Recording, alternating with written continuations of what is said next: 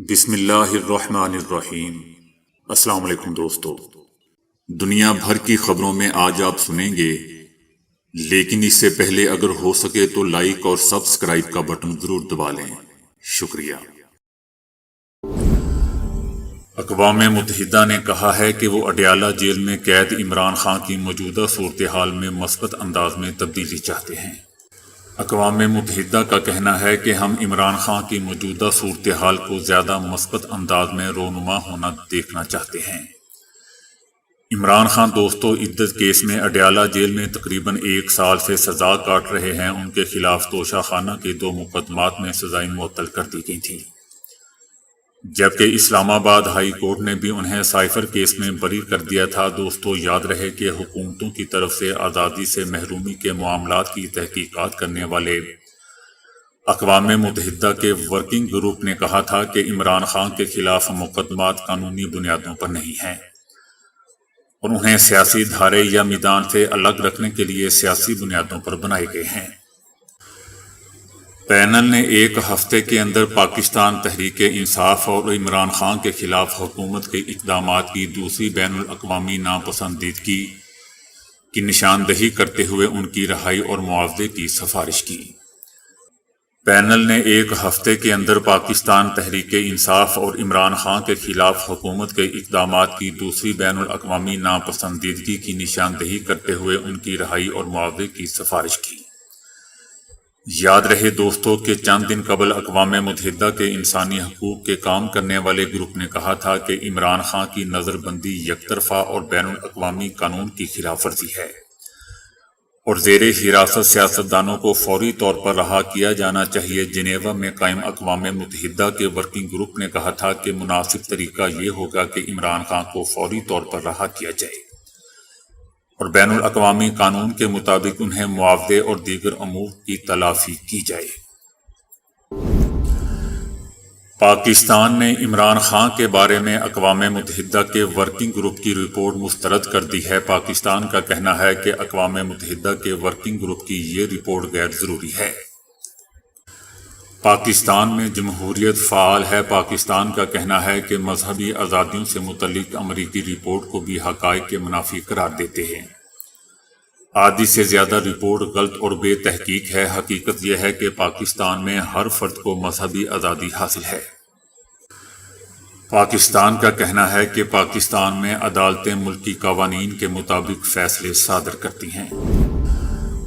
نریندر مودی نے کہا ہے کہ مقبوضہ وادی میں ہماری لڑائی ایک طرح سے آخری مرحلے میں ہے۔ ان کا کہنا تھا کہ ہم وہاں باقی ماندہ نیٹ ورک کو ختم کرنے کے لیے کثیر الجہتی حکمت عملی کے ساتھ آگے بڑھ رہے ہیں۔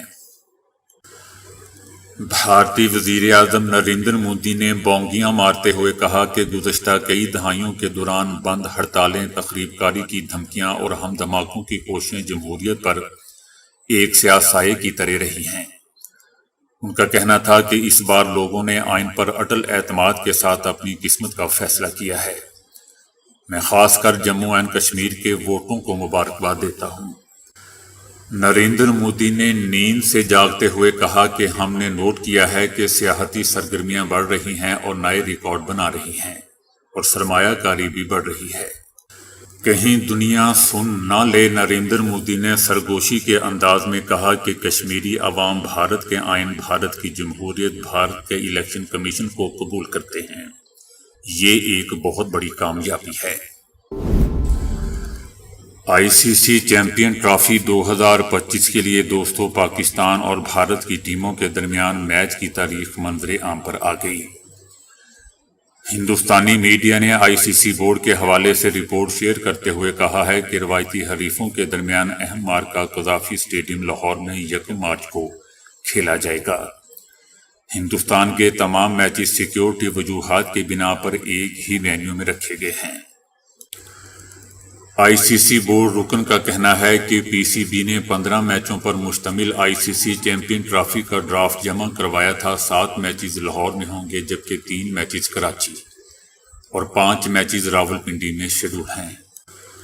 گروپ اے میں پاکستان، ہندوستان، بنگلہ دیش اور نیوزی لینڈ شامل ہیں، جبکہ گروپ بی میں انگلینڈ، جنوبی افریقہ، آسٹریلیا اور افغانستان شامل ہیں۔ تمام رکن ممالک نے ICC چیمپئن ٹرافی کے لیے اپنی آمد کی تصدیق کر دی ہے۔ حکومت پاکستان نے غزہ کے میڈیکل سٹوڈنٹس کو پاکستان تعلیم مکمل کرنے کی منظوری دے دی ہے۔ غزہ کے طلباء جلد پاکستانی میڈیکل کالجز میں آئیں گے۔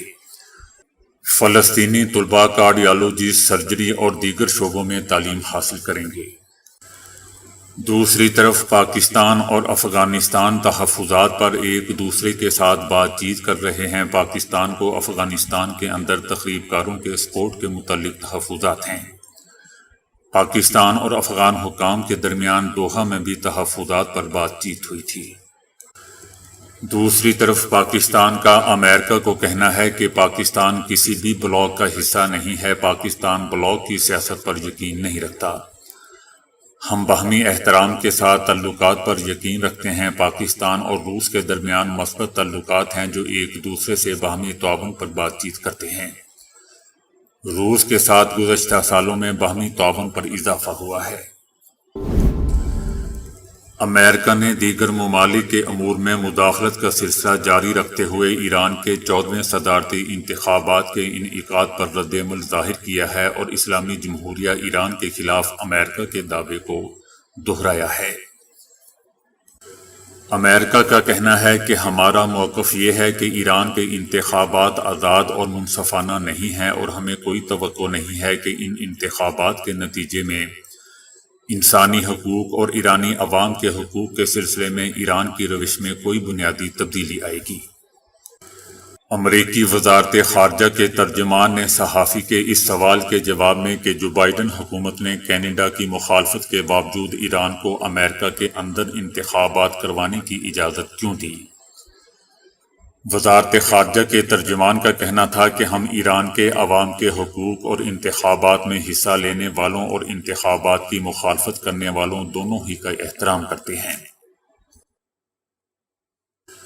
امریکی وزارت خارجہ کے ترجمان نے یہ بھی کہا کہ ایرانیوں نے اس سے پہلے بھی امریکہ میں یہ اقدام انجام دیا ہے اور امریکہ کے اندر انتخابات کا انعقاد کوئی نئی بات نہیں ہے۔ دوستو، یاد رہے کہ ایران کے صدارتی الیکشن میں کسی بھی امیدوار کے حد نصاب تک نہ پہنچنے کی وجہ سے انتخابات دوسرے مرحلے میں پہنچ گیا ہے اور 5 جولائی کو دوسرے مرحلے کی ووٹنگ ہوگی۔ غزہ پر اسرائیلی وحشیانہ بمباری پر امریکی صدر جو بائیڈن کی نرم پالیسی اور حمایت پر ان کی انتظامیہ کے 9 عہدیداروں نے اپنے عہدوں سے استعفیٰ دے دیا ہے۔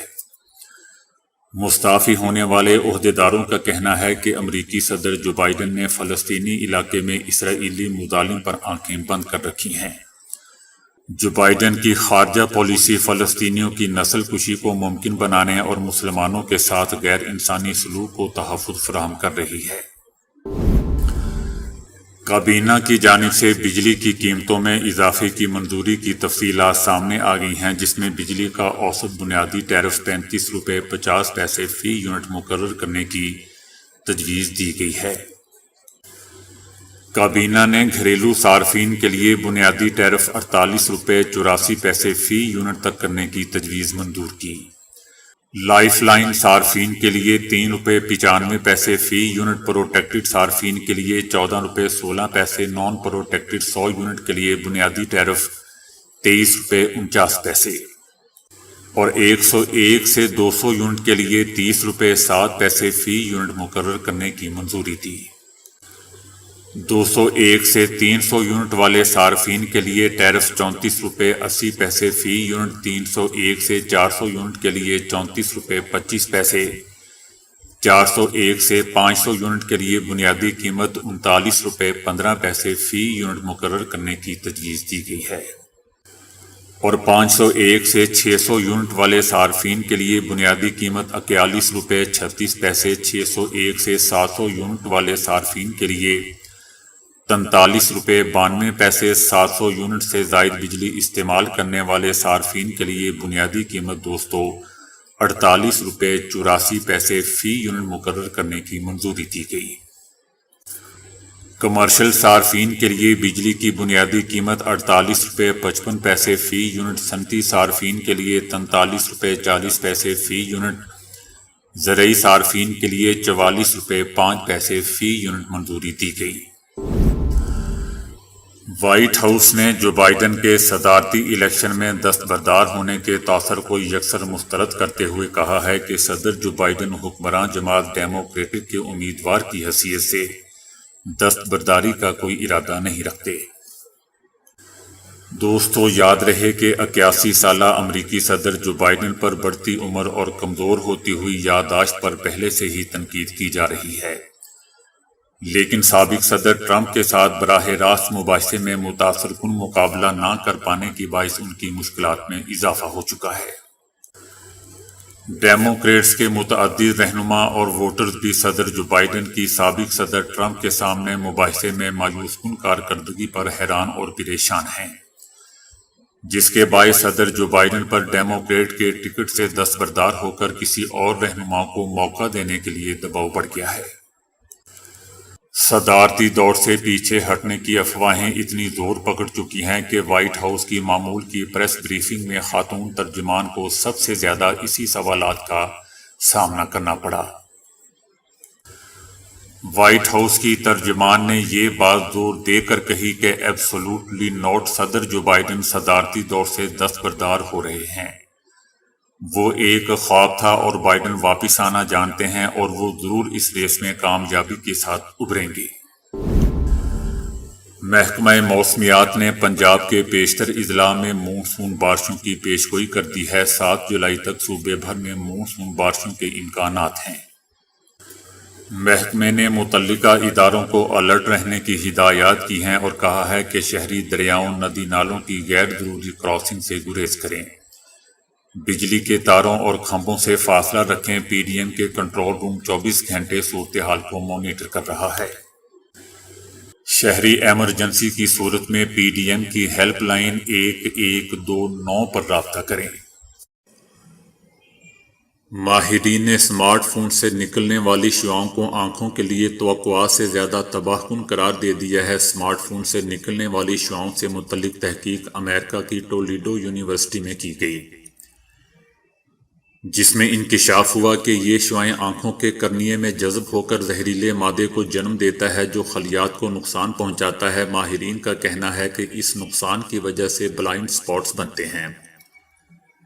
یہ بینائی سے محروم ہونے کا خطرہ بڑھا دیتے ہیں اور اگر اسمارٹ ڈیوائسز کا استعمال اندھیرے میں کیا جائے تو خطرہ مزید بڑھ جاتا ہے۔